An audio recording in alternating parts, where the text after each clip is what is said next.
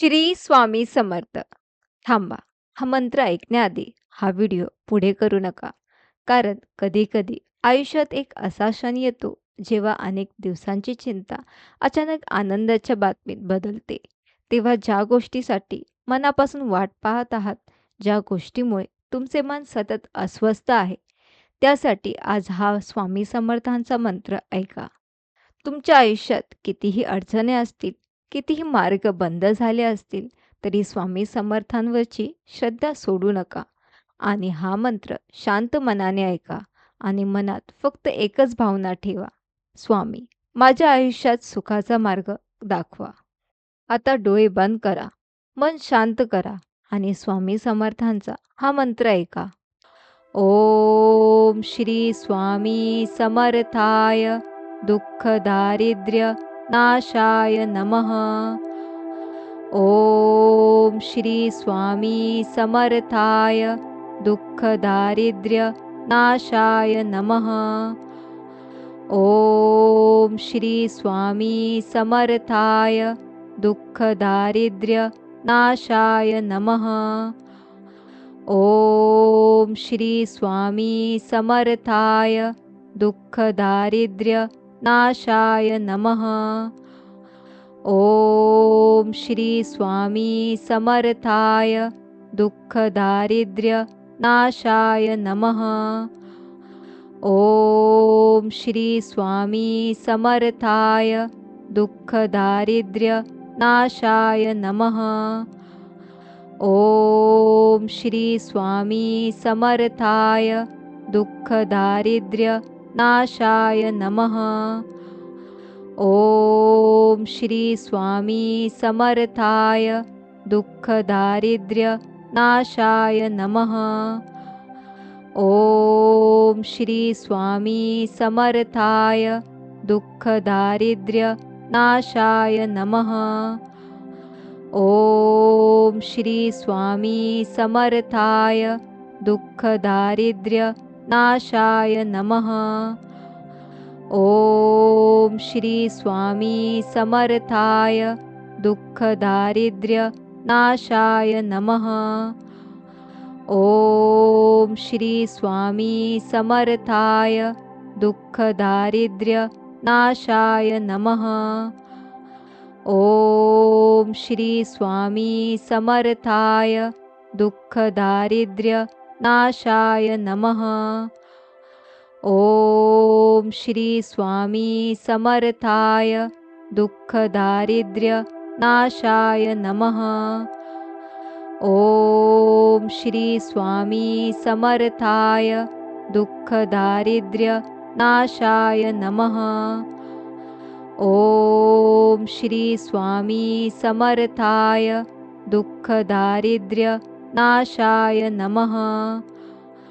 ओम श्री स्वामी समर्थाय दुःख दारिद्र्य नाशाय नमः.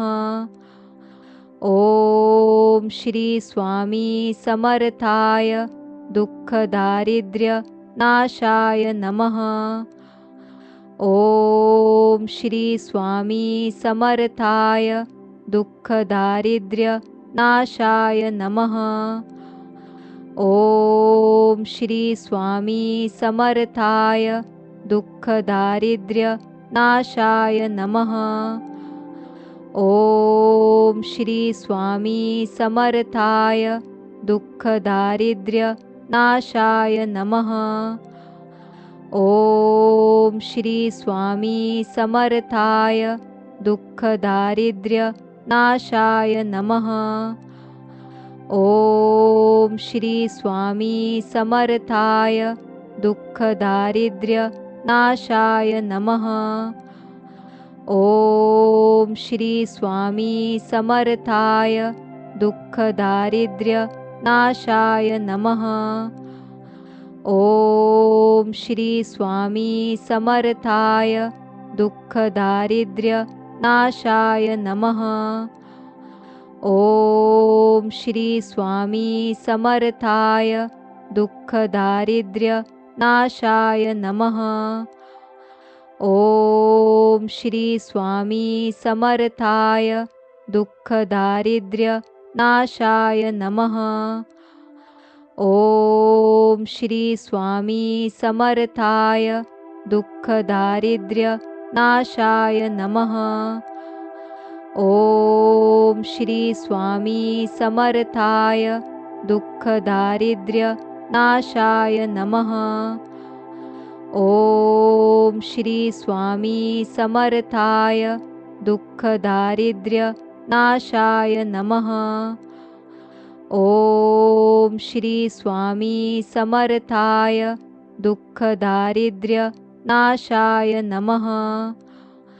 ॐ श्री स्वामी समर्थाय दुःखदारिद्र्यनाशाय नमः। ॐ श्री स्वामी समर्थाय दुःखदारिद्र्यनाशाय नमः। ॐ श्री स्वामी समर्थाय दुःखदारिद्र्यनाशाय नमः। ॐ श्री स्वामी समर्थाय दुःखदारिद्र्यनाशाय नमः। ॐ श्री स्वामी समर्थाय दुःखदारिद्र्यनाशाय नमः। ॐ श्री स्वामी समर्थाय दुःखदारिद्र्यनाशाय नमः। ॐ श्री स्वामी समर्थाय दुःखदारिद्र्यनाशाय नमः। ॐ श्री स्वामी समर्थाय दुःखदारिद्र्यनाशाय नमः। ॐ श्री स्वामी समर्थाय दुःखदारिद्र्यनाशाय नमः। ॐ श्री स्वामी समर्थाय दुःखदारिद्र्यनाशाय नमः। ॐ श्री स्वामी समर्थाय दुःखदारिद्र्यनाशाय नमः। ॐ श्री स्वामी समर्थाय दुःखदारिद्र्यनाशाय नमः। ॐ श्री स्वामी समर्थाय दुःखदारिद्र्यनाशाय नमः। ॐ श्री स्वामी समर्थाय दुःखदारिद्र्यनाशाय नमः। ॐ श्री स्वामी समर्थाय दुःखदारिद्र्यनाशाय नमः। ॐ श्री स्वामी समर्थाय दुःखदारिद्र्यनाशाय नमः। ॐ श्री स्वामी समर्थाय दुःखदारिद्र्यनाशाय नमः। ॐ श्री स्वामी समर्थाय दुःखदारिद्र्यनाशाय नमः। ॐ श्री स्वामी समर्थाय दुःखदारिद्र्यनाशाय नमः। ॐ श्री स्वामी समर्थाय दुःखदारिद्र्यनाशाय नमः। ॐ श्री स्वामी समर्थाय दुःखदारिद्र्यनाशाय नमः। ॐ श्री स्वामी समर्थाय दुःखदारिद्र्यनाशाय नमः। ॐ श्री स्वामी समर्थाय दुःखदारिद्र्यनाशाय नमः। ॐ श्री स्वामी समर्थाय दुःखदारिद्र्यनाशाय नमः। ॐ श्री स्वामी समर्थाय दुःखदारिद्र्यनाशाय नमः। ॐ श्री स्वामी समर्थाय दुःखदारिद्र्यनाशाय नमः। ॐ श्री स्वामी समर्थाय दुःखदारिद्र्यनाशाय नमः।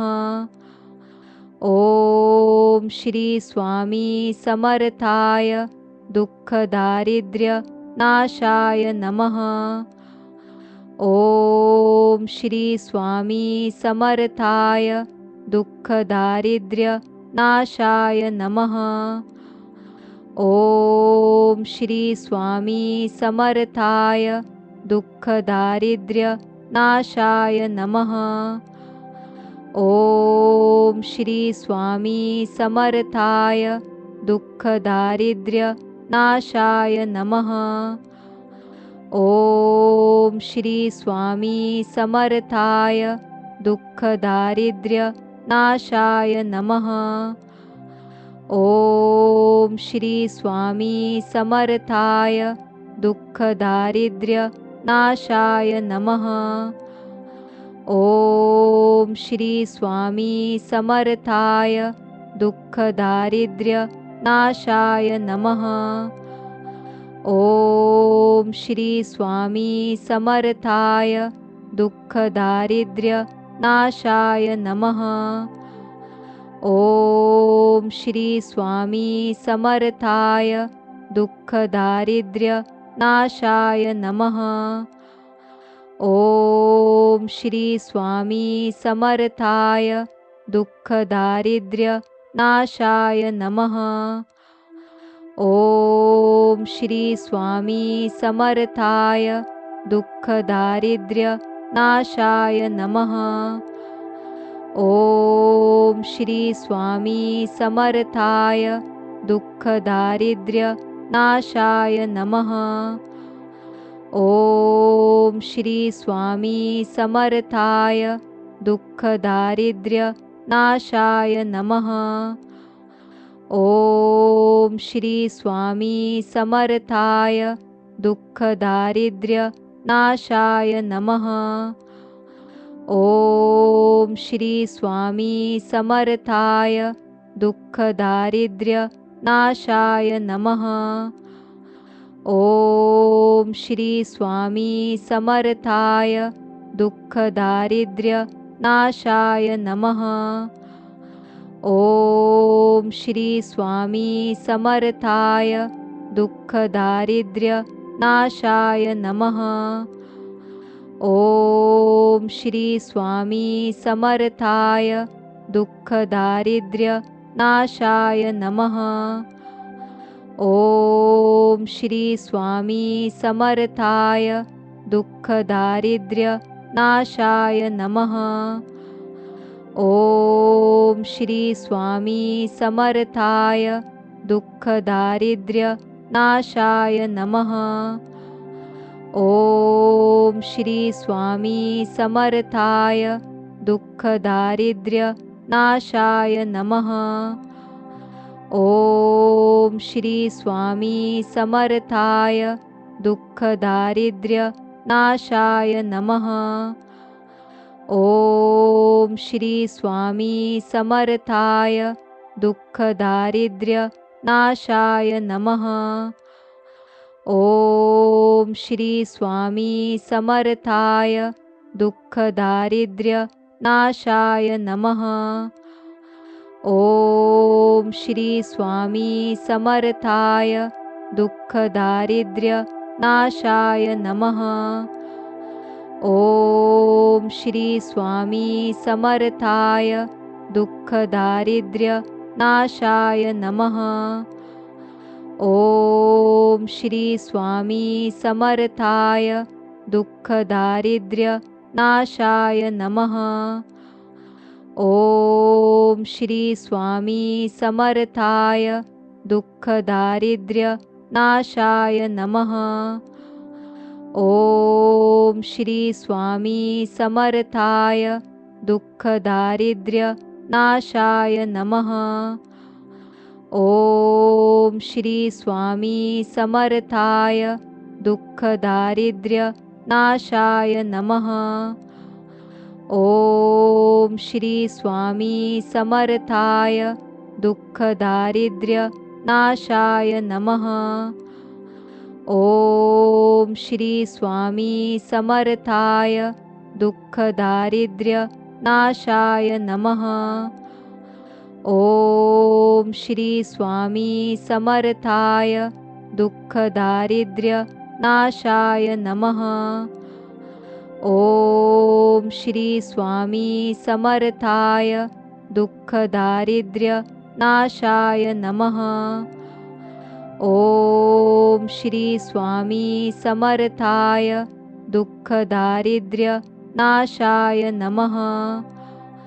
ॐ श्री स्वामी समर्थाय दुःखदारिद्र्यनाशाय नमः।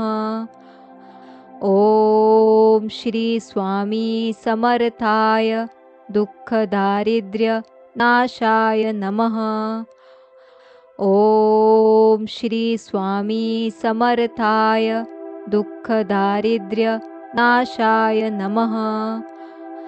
ॐ श्री स्वामी समर्थाय दुःखदारिद्र्यनाशाय नमः।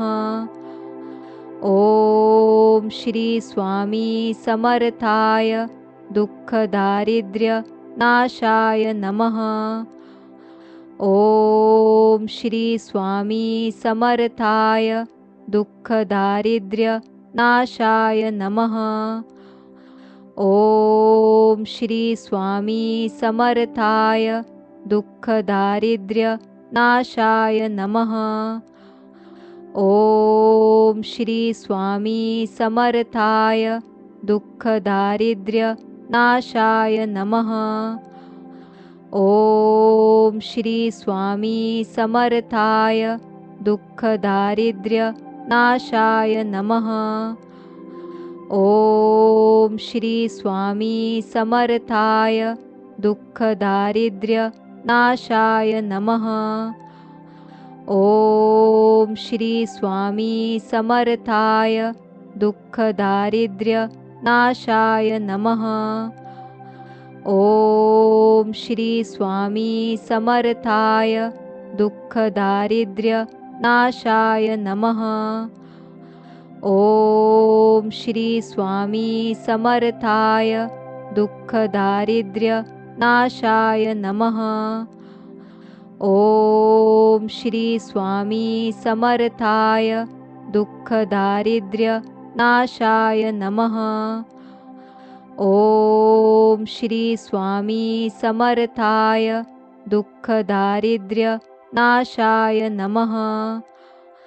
ॐ श्री स्वामी समर्थाय दुःखदारिद्र्यनाशाय नमः। ॐ श्री स्वामी समर्थाय दुःखदारिद्र्यनाशाय नमः। ॐ श्री स्वामी समर्थाय दुःखदारिद्र्यनाशाय नमः।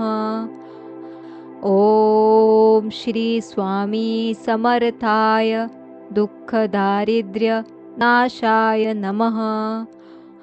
ॐ श्री स्वामी समर्थाय दुःखदारिद्र्यनाशाय नमः। ॐ श्री स्वामी समर्थाय दुःखदारिद्र्यनाशाय नमः। ॐ श्री स्वामी समर्थाय दुःखदारिद्र्यनाशाय नमः। ॐ श्री स्वामी समर्थाय दुःखदारिद्र्यनाशाय नमः। ॐ श्री स्वामी समर्थाय दुःखदारिद्र्यनाशाय नमः। ॐ श्री स्वामी समर्थाय दुःखदारिद्र्यनाशाय नमः। ॐ श्री स्वामी समर्थाय दुःखदारिद्र्यनाशाय नमः।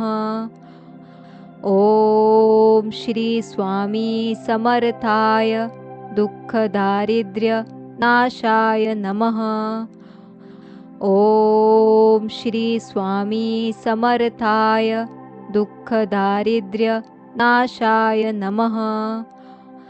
ॐ श्री स्वामी समर्थाय दुःखदारिद्र्यनाशाय नमः।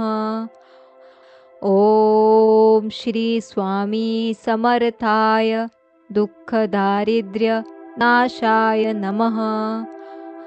ॐ श्री स्वामी समर्थाय दुःखदारिद्र्यनाशाय नमः। ॐ श्री स्वामी समर्थाय दुःखदारिद्र्यनाशाय नमः। ॐ श्री स्वामी समर्थाय दुःखदारिद्र्यनाशाय नमः। ॐ श्री स्वामी समर्थाय दुःखदारिद्र्यनाशाय नमः। ॐ श्री स्वामी समर्थाय दुःखदारिद्र्यनाशाय नमः। ॐ श्री स्वामी समर्थाय दुःखदारिद्र्यनाशाय नमः। ॐ श्री स्वामी समर्थाय दुःखदारिद्र्यनाशाय नमः। ॐ श्री स्वामी समर्थाय दुःखदारिद्र्यनाशाय नमः। ॐ श्री स्वामी समर्थाय दुःखदारिद्र्यनाशाय नमः। ॐ श्री स्वामी समर्थाय दुःखदारिद्र्यनाशाय नमः। ॐ श्री स्वामी समर्थाय दुःखदारिद्र्यनाशाय नमः। ॐ श्री स्वामी समर्थाय दुःखदारिद्र्यनाशाय नमः। ॐ श्री स्वामी समर्थाय दुःखदारिद्र्यनाशाय नमः। ॐ श्री स्वामी समर्थाय दुःखदारिद्र्यनाशाय नमः। ॐ श्री स्वामी समर्थाय दुःखदारिद्र्यनाशाय नमः। ॐ श्री स्वामी समर्थाय दुःखदारिद्र्यनाशाय नमः। ॐ श्री स्वामी समर्थाय दुःखदारिद्र्यनाशाय नमः। ॐ श्री स्वामी समर्थाय दुःखदारिद्र्यनाशाय नमः। ॐ श्री स्वामी समर्थाय दुःखदारिद्र्यनाशाय नमः। ॐ श्री स्वामी समर्थाय दुःखदारिद्र्यनाशाय नमः। ॐ श्री स्वामी समर्थाय दुःखदारिद्र्यनाशाय नमः। ॐ श्री स्वामी समर्थाय दुःखदारिद्र्यनाशाय नमः। ॐ श्री स्वामी समर्थाय दुःखदारिद्र्यनाशाय नमः। ॐ श्री स्वामी समर्थाय दुःखदारिद्र्यनाशाय नमः। ॐ श्री स्वामी समर्थाय दुःखदारिद्र्यनाशाय नमः। ॐ श्री स्वामी समर्थाय दुःखदारिद्र्यनाशाय नमः। ॐ श्री स्वामी समर्थाय दुःखदारिद्र्यनाशाय नमः। ॐ श्री स्वामी समर्थाय दुःखदारिद्र्यनाशाय नमः। ॐ श्री स्वामी समर्थाय दुःखदारिद्र्यनाशाय नमः। ॐ श्री स्वामी समर्थाय दुःखदारिद्र्यनाशाय नमः। ॐ श्री स्वामी समर्थाय दुःखदारिद्र्यनाशाय नमः। ॐ श्री स्वामी समर्थाय दुःखदारिद्र्यनाशाय नमः। ॐ श्री स्वामी समर्थाय दुःखदारिद्र्यनाशाय नमः। ॐ श्री स्वामी समर्थाय दुःखदारिद्र्यनाशाय नमः। ॐ श्री स्वामी समर्थाय दुःखदारिद्र्यनाशाय नमः। ॐ श्री स्वामी समर्थाय दुःखदारिद्र्यनाशाय नमः। ॐ श्री स्वामी समर्थाय दुःखदारिद्र्यनाशाय नमः। ॐ श्री स्वामी समर्थाय दुःखदारिद्र्यनाशाय नमः। ॐ श्री स्वामी समर्थाय दुःखदारिद्र्यनाशाय नमः। ॐ श्री स्वामी समर्थाय दुःखदारिद्र्यनाशाय नमः। ॐ श्री स्वामी समर्थाय दुःखदारिद्र्यनाशाय नमः। ॐ श्री स्वामी समर्थाय दुःखदारिद्र्यनाशाय नमः। ॐ श्री स्वामी समर्थाय दुःखदारिद्र्यनाशाय नमः। ॐ श्री स्वामी समर्थाय दुःखदारिद्र्यनाशाय नमः। ॐ श्री स्वामी समर्थाय दुःखदारिद्र्यनाशाय नमः। ॐ श्री स्वामी समर्थाय दुःखदारिद्र्यनाशाय नमः। ॐ श्री स्वामी समर्थाय दुःखदारिद्र्यनाशाय नमः। ॐ श्री स्वामी समर्थाय दुःखदारिद्र्यनाशाय नमः। ॐ श्री स्वामी समर्थाय दुःखदारिद्र्यनाशाय नमः। ॐ श्री स्वामी समर्थाय दुःखदारिद्र्यनाशाय नमः। ॐ श्री स्वामी समर्थाय दुःखदारिद्र्यनाशाय नमः। ॐ श्री स्वामी समर्थाय दुःखदारिद्र्यनाशाय नमः। ॐ श्री स्वामी समर्थाय दुःखदारिद्र्यनाशाय नमः। ॐ श्री स्वामी समर्थाय दुःखदारिद्र्यनाशाय नमः। ॐ श्री स्वामी समर्थाय दुःखदारिद्र्यनाशाय नमः। ॐ श्री स्वामी समर्थाय दुःखदारिद्र्यनाशाय नमः। ॐ श्री स्वामी समर्थाय दुःखदारिद्र्यनाशाय नमः। ॐ श्री स्वामी समर्थाय दुःखदारिद्र्यनाशाय नमः।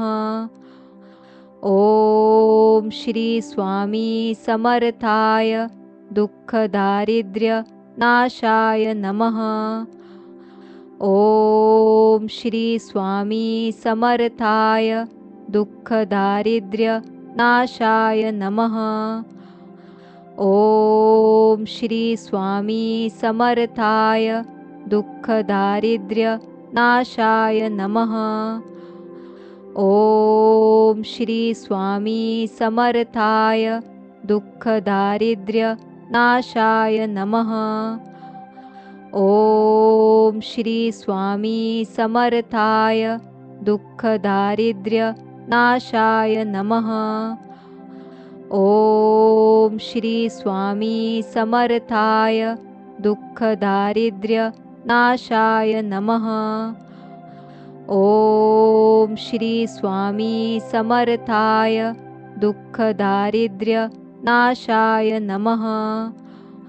ॐ श्री स्वामी समर्थाय दुःखदारिद्र्यनाशाय नमः। ॐ श्री स्वामी समर्थाय दुःखदारिद्र्यनाशाय नमः। ॐ श्री स्वामी समर्थाय दुःखदारिद्र्यनाशाय नमः। ॐ श्री स्वामी समर्थाय दुःखदारिद्र्यनाशाय नमः। ॐ श्री स्वामी समर्थाय दुःखदारिद्र्यनाशाय नमः।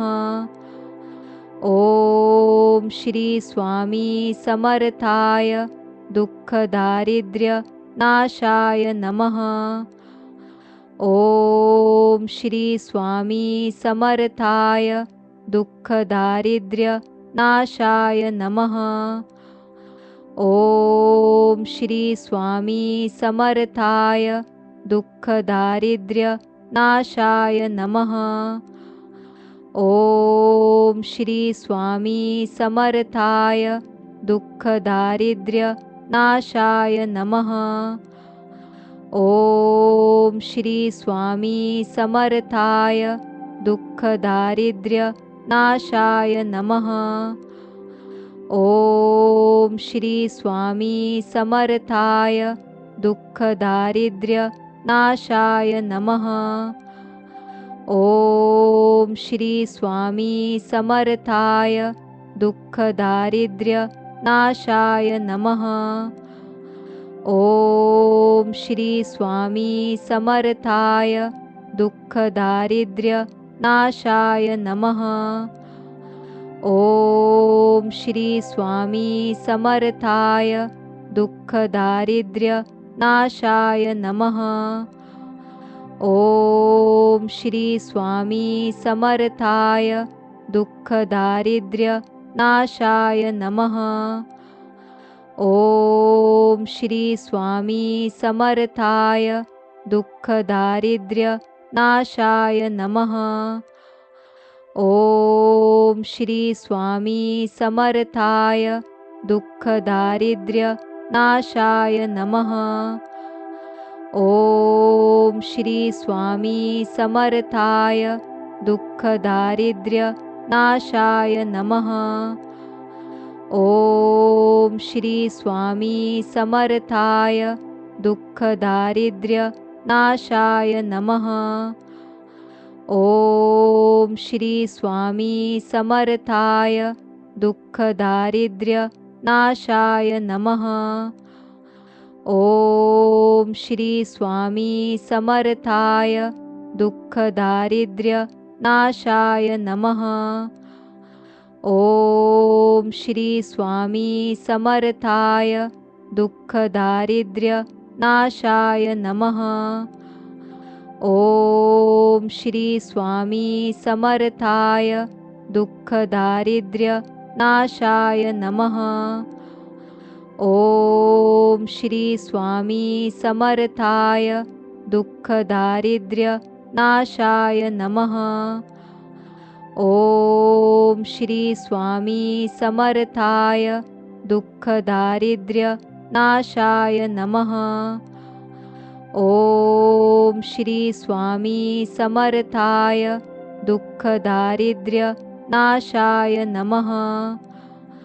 ॐ श्री स्वामी समर्थाय दुःखदारिद्र्यनाशाय नमः। ॐ श्री स्वामी समर्थाय दुःखदारिद्र्यनाशाय नमः। ॐ श्री स्वामी समर्थाय दुःखदारिद्र्यनाशाय नमः। ॐ श्री स्वामी समर्थाय दुःखदारिद्र्यनाशाय नमः। ॐ श्री स्वामी समर्थाय दुःखदारिद्र्यनाशाय नमः। ॐ श्री स्वामी समर्थाय दुःखदारिद्र्यनाशाय नमः। ॐ श्री स्वामी समर्थाय दुःखदारिद्र्यनाशाय नमः। ॐ श्री स्वामी समर्थाय दुःखदारिद्र्यनाशाय नमः। ॐ श्री स्वामी समर्थाय दुःखदारिद्र्यनाशाय नमः। ॐ श्री स्वामी समर्थाय दुःखदारिद्र्यनाशाय नमः। ॐ श्री स्वामी समर्थाय दुःखदारिद्र्यनाशाय नमः। ॐ श्री स्वामी समर्थाय दुःखदारिद्र्यनाशाय नमः।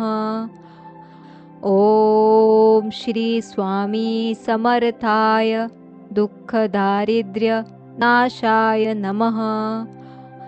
ॐ श्री स्वामी समर्थाय दुःखदारिद्र्यनाशाय नमः।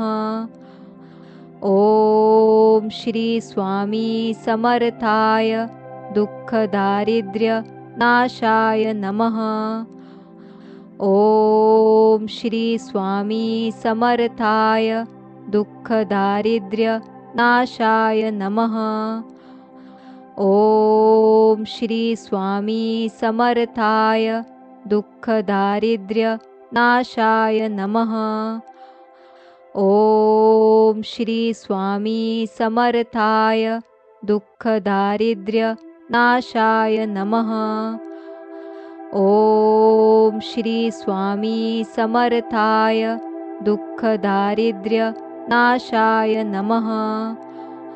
ॐ श्री स्वामी समर्थाय दुःखदारिद्र्यनाशाय नमः। ॐ श्री स्वामी समर्थाय दुःखदारिद्र्यनाशाय नमः। ॐ श्री स्वामी समर्थाय दुःखदारिद्र्यनाशाय नमः। ॐ श्री स्वामी समर्थाय दुःखदारिद्र्यनाशाय नमः।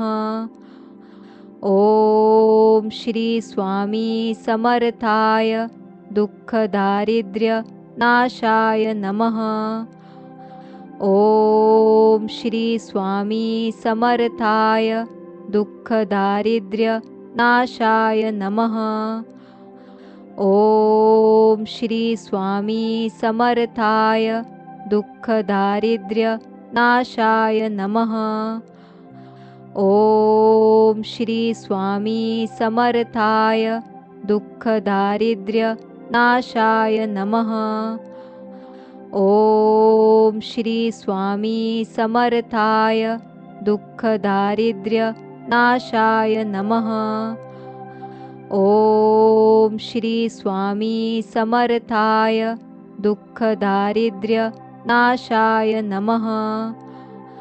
ॐ श्री स्वामी समर्थाय दुःखदारिद्र्यनाशाय नमः। ॐ श्री स्वामी समर्थाय दुःखदारिद्र्यनाशाय नमः। ॐ श्री स्वामी समर्थाय दुःखदारिद्र्यनाशाय नमः। ॐ श्री स्वामी समर्थाय दुःखदारिद्र्यनाशाय नमः। ॐ श्री स्वामी समर्थाय दुःखदारिद्र्यनाशाय नमः।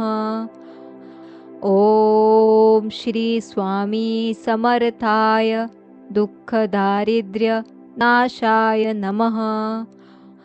ॐ श्री स्वामी समर्थाय दुःखदारिद्र्यनाशाय नमः। ॐ श्री स्वामी समर्थाय दुःखदारिद्र्यनाशाय नमः। ॐ श्री स्वामी समर्थाय दुःखदारिद्र्यनाशाय नमः। ॐ श्री स्वामी समर्थाय दुःखदारिद्र्यनाशाय नमः। ॐ श्री स्वामी समर्थाय दुःखदारिद्र्यनाशाय नमः। ॐ श्री स्वामी समर्थाय दुःखदारिद्र्यनाशाय नमः। ॐ श्री स्वामी समर्थाय दुःखदारिद्र्यनाशाय नमः। ॐ श्री स्वामी समर्थाय दुःखदारिद्र्यनाशाय नमः। ॐ श्री स्वामी समर्थाय दुःखदारिद्र्यनाशाय नमः। ॐ श्री स्वामी समर्थाय दुःखदारिद्र्यनाशाय नमः। ॐ श्री स्वामी समर्थाय दुःखदारिद्र्यनाशाय नमः। ॐ श्री स्वामी समर्थाय दुःखदारिद्र्यनाशाय नमः। ॐ श्री स्वामी समर्थाय दुःखदारिद्र्यनाशाय नमः। ॐ श्री स्वामी समर्थाय दुःखदारिद्र्यनाशाय नमः। ॐ श्री स्वामी समर्थाय दुःखदारिद्र्यनाशाय नमः। ॐ श्री स्वामी समर्थाय दुःखदारिद्र्यनाशाय नमः। ॐ श्री स्वामी समर्थाय दुःखदारिद्र्यनाशाय नमः। ॐ श्री स्वामी समर्थाय दुःखदारिद्र्यनाशाय नमः। ॐ श्री स्वामी समर्थाय दुःखदारिद्र्यनाशाय नमः। ॐ श्री स्वामी समर्थाय दुःखदारिद्र्यनाशाय नमः। ॐ श्री स्वामी समर्थाय दुःखदारिद्र्यनाशाय नमः। ॐ श्री स्वामी समर्थाय दुःखदारिद्र्यनाशाय नमः। ॐ श्री स्वामी समर्थाय दुःखदारिद्र्यनाशाय नमः। ॐ श्री स्वामी समर्थाय दुःखदारिद्र्यनाशाय नमः। ॐ श्री स्वामी समर्थाय दुःखदारिद्र्यनाशाय नमः। ॐ श्री स्वामी समर्थाय दुःखदारिद्र्यनाशाय नमः। ॐ श्री स्वामी समर्थाय दुःखदारिद्र्यनाशाय नमः। ॐ श्री स्वामी समर्थाय दुःखदारिद्र्यनाशाय नमः। ॐ श्री स्वामी समर्थाय दुःखदारिद्र्यनाशाय नमः। ॐ श्री स्वामी समर्थाय दुःखदारिद्र्यनाशाय नमः। ॐ श्री स्वामी समर्थाय दुःखदारिद्र्यनाशाय नमः। ॐ श्री स्वामी समर्थाय दुःखदारिद्र्यनाशाय नमः। ॐ श्री स्वामी समर्थाय दुःखदारिद्र्यनाशाय नमः। ॐ श्री स्वामी समर्थाय दुःखदारिद्र्यनाशाय नमः। ॐ श्री स्वामी समर्थाय दुःखदारिद्र्यनाशाय नमः। ॐ श्री स्वामी समर्थाय दुःखदारिद्र्यनाशाय नमः। ॐ श्री स्वामी समर्थाय दुःखदारिद्र्यनाशाय नमः। ॐ श्री स्वामी समर्थाय दुःखदारिद्र्यनाशाय नमः। ॐ श्री स्वामी समर्थाय दुःखदारिद्र्यनाशाय नमः। ॐ श्री स्वामी समर्थाय दुःखदारिद्र्यनाशाय नमः। ॐ श्री स्वामी समर्थाय दुःखदारिद्र्यनाशाय नमः। ॐ श्री स्वामी समर्थाय दुःखदारिद्र्यनाशाय नमः। ॐ श्री स्वामी समर्थाय दुःखदारिद्र्यनाशाय नमः। ॐ श्री स्वामी समर्थाय दुःखदारिद्र्यनाशाय नमः। ॐ श्री स्वामी समर्थाय दुःखदारिद्र्यनाशाय नमः। ॐ श्री स्वामी समर्थाय दुःखदारिद्र्यनाशाय नमः। ॐ श्री स्वामी समर्थाय दुःखदारिद्र्यनाशाय नमः। ॐ श्री स्वामी समर्थाय दुःखदारिद्र्यनाशाय नमः।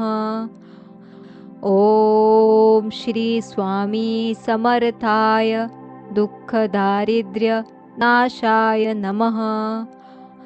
ॐ श्री स्वामी समर्थाय दुःखदारिद्र्यनाशाय नमः।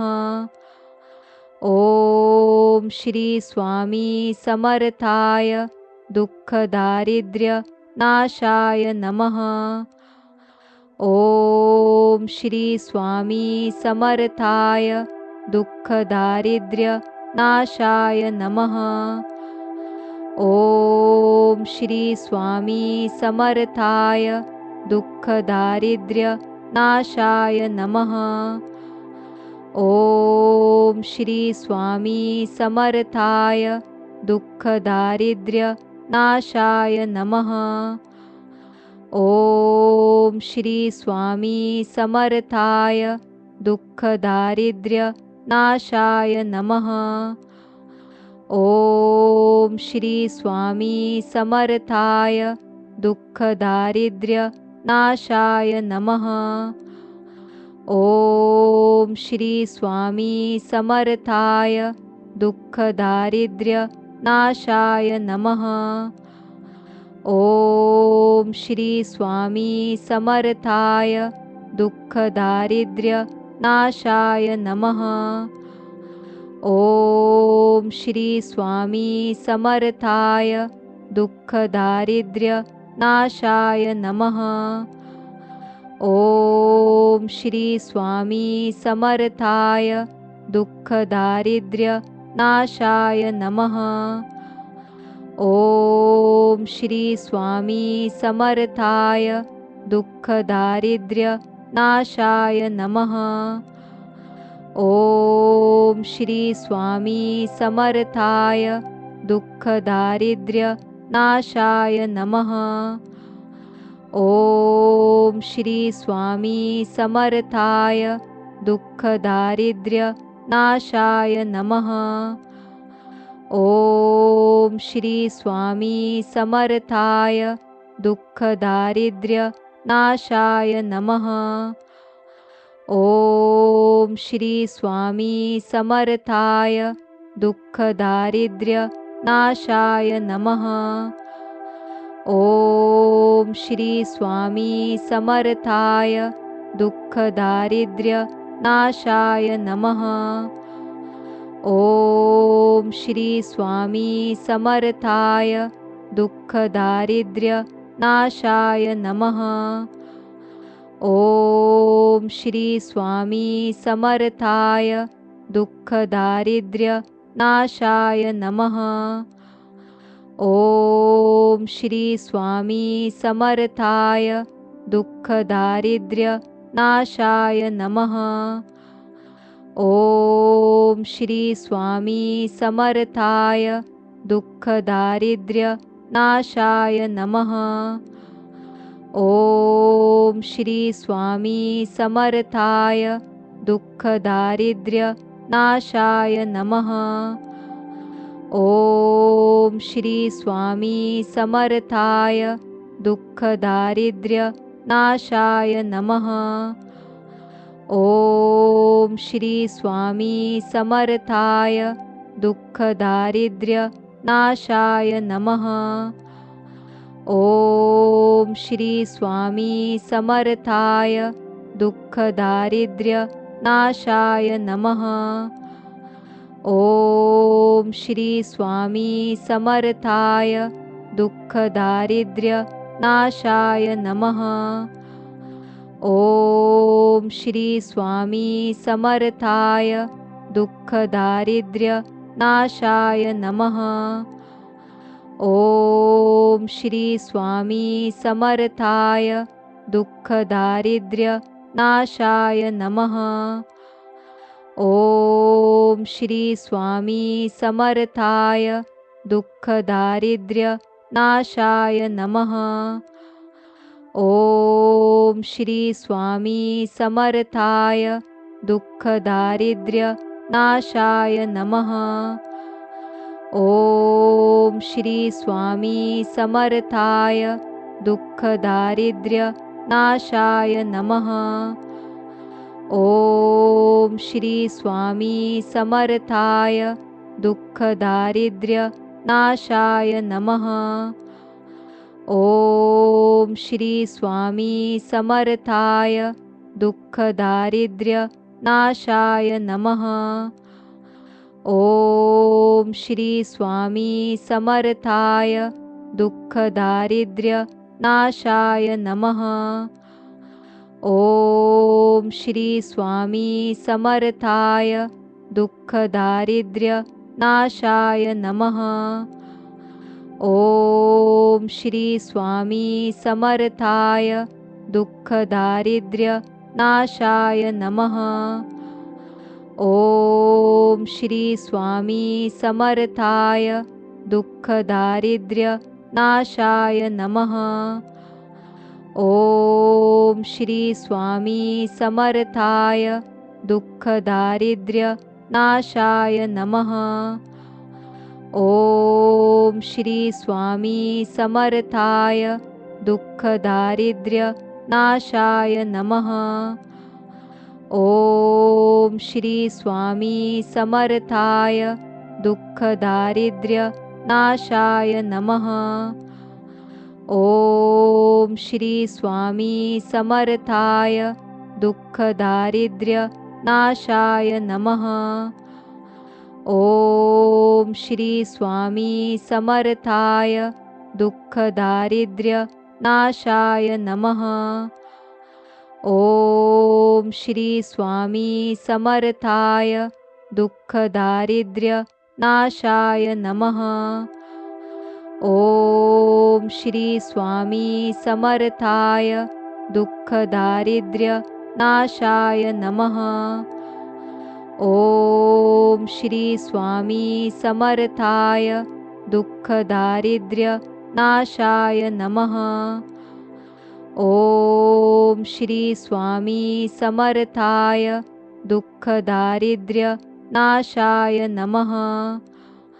ॐ श्री स्वामी समर्थाय दुःखदारिद्र्यनाशाय नमः। ॐ श्री स्वामी समर्थाय दुःखदारिद्र्यनाशाय नमः। ॐ श्री स्वामी समर्थाय दुःखदारिद्र्यनाशाय नमः। ॐ श्री स्वामी समर्थाय दुःखदारिद्र्यनाशाय नमः। ॐ श्री स्वामी समर्थाय दुःखदारिद्र्यनाशाय नमः। ॐ श्री स्वामी समर्थाय दुःखदारिद्र्यनाशाय नमः। ॐ श्री स्वामी समर्थाय दुःखदारिद्र्यनाशाय नमः। ॐ श्री स्वामी समर्थाय दुःखदारिद्र्यनाशाय नमः। ॐ श्री स्वामी समर्थाय दुःखदारिद्र्यनाशाय नमः। ॐ श्री स्वामी समर्थाय दुःखदारिद्र्यनाशाय नमः। ॐ श्री स्वामी समर्थाय दुःखदारिद्र्यनाशाय नमः। ॐ श्री स्वामी समर्थाय दुःखदारिद्र्यनाशाय नमः। ॐ श्री स्वामी समर्थाय दुःखदारिद्र्यनाशाय नमः। ॐ श्री स्वामी समर्थाय दुःखदारिद्र्यनाशाय नमः। ॐ श्री स्वामी समर्थाय दुःखदारिद्र्यनाशाय नमः। ॐ श्री स्वामी समर्थाय दुःखदारिद्र्यनाशाय नमः। ॐ श्री स्वामी समर्थाय दुःखदारिद्र्यनाशाय नमः।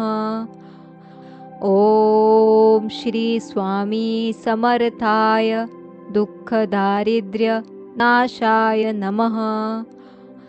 ॐ श्री स्वामी समर्थाय दुःखदारिद्र्यनाशाय नमः। ॐ श्री स्वामी समर्थाय दुःखदारिद्र्यनाशाय नमः। ॐ श्री स्वामी समर्थाय दुःखदारिद्र्यनाशाय नमः। ॐ श्री स्वामी समर्थाय दुःखदारिद्र्यनाशाय नमः। ॐ श्री स्वामी समर्थाय दुःखदारिद्र्यनाशाय नमः। ॐ श्री स्वामी समर्थाय दुःखदारिद्र्यनाशाय नमः। ॐ श्री स्वामी समर्थाय दुःखदारिद्र्यनाशाय नमः। ॐ श्री स्वामी समर्थाय दुःखदारिद्र्यनाशाय नमः। ॐ श्री स्वामी समर्थाय दुःखदारिद्र्यनाशाय नमः। ॐ श्री स्वामी समर्थाय दुःखदारिद्र्यनाशाय नमः। ॐ श्री स्वामी समर्थाय दुःखदारिद्र्यनाशाय नमः। ॐ श्री स्वामी समर्थाय दुःखदारिद्र्यनाशाय नमः।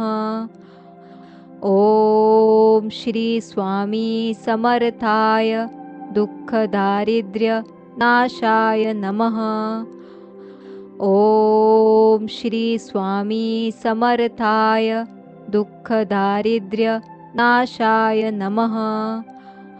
ॐ श्री स्वामी समर्थाय दुःखदारिद्र्यनाशाय नमः। ॐ श्री स्वामी समर्थाय दुःखदारिद्र्यनाशाय नमः। व्हिडिओ आवडला असेल तर लाईक करा. आपल्या मित्रांपर्यंत हा व्हिडिओ नक्की शेअर करा आणि अशा स्वामी समर्थांच्या मंत्रांसाठी आपल्या या मराठी मंत्र चॅनलला सबस्क्राईब करून बेल नोटिफिकेशन ऑन करा. श्री स्वामी समर्थ.